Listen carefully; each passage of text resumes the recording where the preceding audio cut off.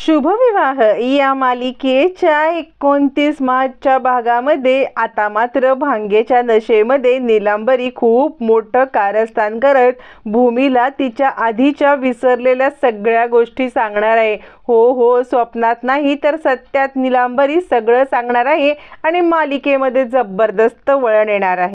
इकडे आकाश आणि भूमी पुरणपोळ्या बनवत असतात. आकाश भूमीला मदत करत असतो. फायनली पुरण तयार होतं आणि पुरणपोळी लाटायला घेत असताना आकाश म्हणतो, पहिली पुरणपोळी मी लाटू का? यावरती भूमी म्हणते, तुला जमणार आहे का? आकाश म्हणतो, हो तर, करत्या पुरुषाने करायचं आहे ना हे सगळं. असं म्हणत आकाश अगदी हौसेने पुरणपोळी लाटायला घेतो. पण लाटता लाटता त्या पुरणपोळीचा रगडा कधी बनतो हे आकाशलाच कळत नाही. यावरती भूमी म्हणते, मिटली हौस? आकाश म्हणतो, हो कर तू आता असं म्हणत फायनली आता मात्र आकाश पुरणपोळीचा नाद सोडतो. भूमी पुरणपोळी करायला लागते. आकाश भूमीकडे प्रेमाने पाहत असतो आणि त्याला म्हणजे ज्यावेळेला लग्न झालं त्यावेळेची घटना आठवते. भूमी एकटीच स्वयंपाक खोलीत म्हणजे स्टोर रूममध्ये बसून स्वयंपाक करत असताना फॅन घेऊन आकाशने तिची केलेली मदत, हे सगळं आठवत मात्र आकाश आता इतिहास पुन्हा एकदा घडणार आणि इतिहास पुन्हा वास्तवामध्ये आणणार असा विचार करत असतो. फायनली होळीचा आता सण येतो. रात्री होळीची सगळी तयारी झालेली असते. आकाश मात्र त्या क्षणाची वाट पाहत असतो ज्या क्षणाला त्याला आता भूमी सोबत होळीच्या भोवती फेरे मारता येणार असतात. भूमीने होळीची सागर संगीत तयारी केलेली असते. त्यावेळेला अथर्व म्हणतो, आकाश दादाचं तर लक्षच नाहीये आणि आज घरामध्ये इतक्या गोड पुरणपोळ्या झाल्यात म्हणून असं म्हणत तो मुद्दाम आकाशला चिडवत असतो. इकडे माधवराव, नीलांबरी, प्रशांत सगळेच जण या सणासाठी आलेले असताना आता मात्र राजाकाका म्हणतात, माधवराव म्हणजे तुम्हाला खरंच ये जा करायला जरा जास्त त्रास होत असेल ना? माधवराव म्हणतात, नाही हो, मला कसला त्रास, हा प्रशांत आहे ना, हा प्रशांतच माझं सगळं करतो. यावरती आजी म्हणते, खरंच आहे, म्हणजे आता आई वडील म्हातारे झाल्यावरती मुलांनीच त्यांची काळजी घ्यायची असते नाही का? प्रशांत खूप चांगली काळजी घेतो बरं. नीलांबरी म्हणते, फक्त बाबांची, माझी काही काळजी वगैरे तो घेत नाही. असं म्हणत नीलांबरी टोमणा मारायला लागते. तोपर्यंत भूमी आता होळीची सागर संगीत सगळी तयारी करत असते. त्यावेळेला मात्र आजी म्हणते, बघितलं का माधवराव, म्हणजे भूमीने अगदी सगळं मनावरतीच घेतलेलं आहे, सगळं सागर संगीत करत आहे. यावरती माधवराव म्हणतात, ती म्हणजे विस्मरणात गेलेल्या गोष्टी तिच्या असल्या तरी मनाने तिचे संस्कार मात्र जागे आहेत ना. किती डेडिकेटली हे सगळं करते आहे बघा ना. तिचं डेडिकेशन बघून आता सगळ्यांनाच खूप आश्चर्य वाटत असतं.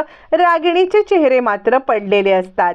त्यावेळेला इकडे आता होळीची सगळी तयारी होते. अथर्व सांगत असतो, मानसी आज पुरणाची पोळी भलतीच गोड झालेली आहे बरं का? आकाश म्हणतो, होणार नाही तर काय, माझ्या भूमीच्या हाताचा गोडवा त्याच्यात उतरले ना. मुळातच गुळ असतो तो गोड असतो, त्यातच भूमीच्या हाताचा गोडवा. त्यावरती अथर्व म्हणतो, आणि तुझ्या प्रेमाचा गोडवा. पोळी खूपच गोड झाली. आकाश म्हणतो, माझी होळी गोड कधी होईल माहिती आहे का? ज्या वेळेला मी भूमीभोवती आता भूमीसोबत या होळीचे फेरे धरून पाणी टाकेन ना तेव्हाच. अथर्व म्हणतो, लवकरात लवकर हे सगळं होऊ दे. असं म्हणत फायनली आता मात्र अथर्व आणि मानसी भूमी आणि आकाशला एकत्र येऊ दे असं एकमेकांशी बोलत असताना इकडे मात्र नीलांबरीचा वेगळाच प्लॅन चालू असतो. पौर्णिमा तिला इशारा करते, काय चाललंय काय तुझं, आणि घे आपला प्लॅन वर्कआउट कर. आता हिचा प्लॅन असतो तो म्हणजे जी थंडाई असते त्याच्यामध्ये भांग मिक्स करून आकाशला द्यायचं आणि आकाशच्या तोंडून भूमीला सगळं सत्य सांगायचं. पण इथे घडणार वेगळंच असतं. नीलांबरी स्वतःच थंडाई ती पिणार असते आणि भूमीला सगळं सांगायला येणार असते. आता मात्र नीलांबरी आजीकडे येते आणि आजी, आम्ही इकडे आल्यावरती आमची इतकी बडदास्त चांगली ठेवता ना, पण आम्हाला काही कामच करू देत नाही. आज नाही, आज काहीही झालं ना तरी मी काम करणार आहे. मी ना तुमच्या घरामध्ये काम करणार आहे, तुम्हाला मदत सुद्धा करणार आहे, आणि आता तुम्ही मला अजिबात नाही म्हणायचं. यावरती रागिणी विचार करते, आता ह्या कपटेबाईच्या मनात नक्की आहे तरी काय? आणि माधवराव म्हणतात, नीलू अगं इकडे ये, म्हणजे आज तुला काय हडळ वगैरे पछाडले की काय? म्हणजे ही तर तू नीलू नाहीच आहेस, म्हणजे बरी आहेस ना अचानक अगदी काम वगैरे करण्याच्या? यावरती नीलांबरी म्हणते, हो तुम्ही मला टोमणेच मारत बसा, पण मला काहीतरी करायचं आहे हे तुम्हाला कळतच नाहीये. माधवराव म्हणतात, कर जे करायचं ते कर, पण जपून कर, नको त्या उद्योगामध्ये अडकून पडू नको, असं म्हणत ही काहीतरी कारस्थान करणार हे मात्र माधवरावांना समजलेलं असतं. मग नीलांबरी आता मात्र आपल्या हातामध्ये पुन्नोने दिलेली वस्तू घेऊन येते. पौर्णिमाने तिला दिलेलं असतं ते म्हणजे आता भांगेमध्ये भांग असते, जी तिला थंडाईमध्ये टाकायची असते. आणि पौर्णिमा वॉच ठेवून असते की बरोबर काम करते नीलांबरी. नीलांबरी आता मात्र ती भांग घेऊन येते आणि विचार करते, मी तर आत्तापर्यंत पिक्चरमध्ये टीव्हीमध्येच पाहिलेलं आहे की हिरोईनच्या ग्लासामध्ये भांग टाकायचा. मी आज हिरोच्या ग्लासामध्ये भांग टाकणार आहे आणि त्याला सगळं सत्य हिरोईनला सांगायला लावणार आहे. म्हणजे हिरोईनला पण सगळं होय समजेल आणि माझा याच्यात काही हात पण राहणार नाही, असा विचार करत नीलांबरी त्या थंडाईमध्ये भांग मिक्स करते आणि ती आता आकाशकडे तो भांग घेऊन येण्यासाठी निघते. पण इकडे आकाश काहीतरी करत असतो. तोपर्यंत भूमीची सजावट चालू असताना इकडे होळीचा काही लावलेल्या पताका वगैरे सुटतात आणि नेमकी नीलांबरी त्याच वेळेला भांग घेऊन येते. आकाशराव हे घ्या की. पण तोपर्यंत आकाश तिकडून निघून भूमीला मदत करण्यासाठी आलेला असतो. आकाश मदत करायला आलेला पाहून भूमीला त्याचा धक्का लागतो. धक्का लागल्यावरती भूमी म्हणते, काय चाललंय काय तुझं? आकाश म्हणतो, अगं मदत करायला आलो आणि जरासा तो धक्का लागला ना, इतकी काय तू कचाकड्याची बनलेस का? नाकावरती राग तर नुसता भरलेलाच असतो का, मळलीस माझ्या धक्क्याने? भूमी म्हणते, तुझ्याशी बोलायला कुणाला काय आवडणार पण नाही आणि तुझ्याशी बोलण्यात कोणी जिंकू पण शकत नाही. असं दोघांचं आर्ग्युमेंट चालू असताना नीलांबरी येते आणि आकाशराव अहो घ्या थंडाई, घ्या थंडाई, असं म्हणत आकाशला थंडाई देत असते. पण तोपर्यंत ती भूमीला धडकते. ग्लास थोडेसे हलतात आणि आता जो थंडाईचा ग्लास म्हणजे ज्याच्यात भांग आहे तो ग्लास बाजूला राहतो. आकाश वेगळाच ग्लास घेतो आणि ती थंडाई पिऊन टाकतो. नीलांबरी, पौर्णिमा यांना वाटतं की आकाशने ती भांगवालीच थंडाई प्यायलेली आहे आणि आता आकाश तमाशा करणारच. आकाश थंडाई पितो आणि त्यानंतर नीलांबरी आपलं काम झालं म्हणून जरा बाजूला येते आणि उरलेल्या ग्लासमधली थंडाई ती पिते. इकडे आकाश थंडाई पितो आणि ग्लास खाली पडतो, तो भूमीच्या पायाखाली पडतो. सगळ्यांना वाटतं आकाशला आता भांग चढली. मग मात्र आकाश भूमीकडे येतो, तो ग्लास उचलतो आणि म्हणतो सॉरी, म्हणजे चुकून ग्लास पडला. तोपर्यंत नीलांबरीने ग्लासावरती ग्लास भांगवाली थंडाई प्यायलेली असते आणि नीलांबरी आता जोमात आलेली असते. इकडे आता आकाश काहीच बोलत नाहीये, म्हणजे त्याने काहीच तमाशा केला नाही म्हणून पौर्णिमाला संशय येतो. पौर्णिमा विचार करते, इतका वेळ झाला आकाशने भांग पिऊन त्याने काही केलंच नाही. अगं आई, तू बरोबर काम केलं होतंस ना?